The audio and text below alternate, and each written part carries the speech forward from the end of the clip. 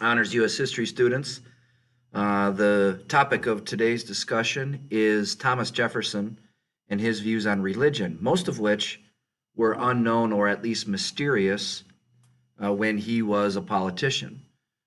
Jefferson, interestingly enough, while he was most active, perhaps sometimes after he wrote the Declaration of Independence, he made his own version of the Christian Bible. People didn't know this. Had they known it, probably would have been much more controversial. But Jefferson believed, like many enlightened thinkers of the time, that everything should be able to be explained through reason.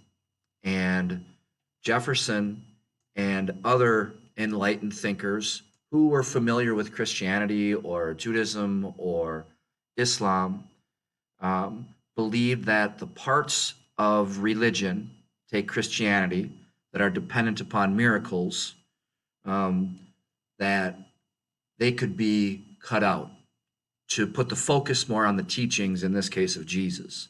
So what Jefferson did in the Jefferson Bible is he removed all the parts that can't be explained through reason, which is interesting because those of you who are familiar with Christianity or believers, you definitely know that a person's Christian faith is in large part based upon those miracles, namely the virgin birth and the resurrection.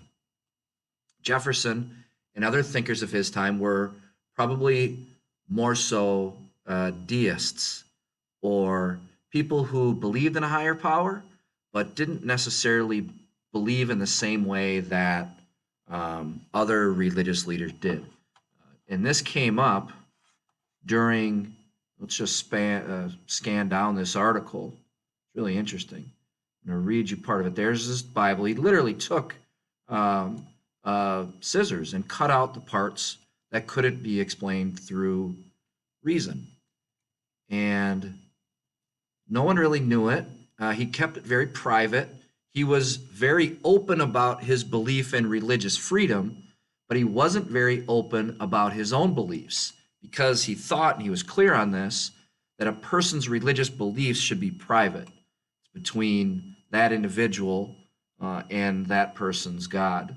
And that was about as far as he went. And when he ran for president in 1800, when he won, he was viciously attacked for his religious views. Pretty similar to the dialogue that we hear today in elections. But a politician, his name was Theodore Dwight, claimed that Jefferson's election would shew in the end of Christianity itself. Murder, robbery, rape, adultery, and incest will be openly taught and practiced. The air will be rent with the cries of distress. The soil will be soaked with blood. The nation black with crimes. Dwight said that during the election of 1800. Similar things that you may hear today that obviously are have no credit, have no basis. Jefferson was elected that year. He was a supporter of religious freedom, but nobody really knew his views on religion until much later when the Jefferson Bible became public, and that would be long after he had passed away.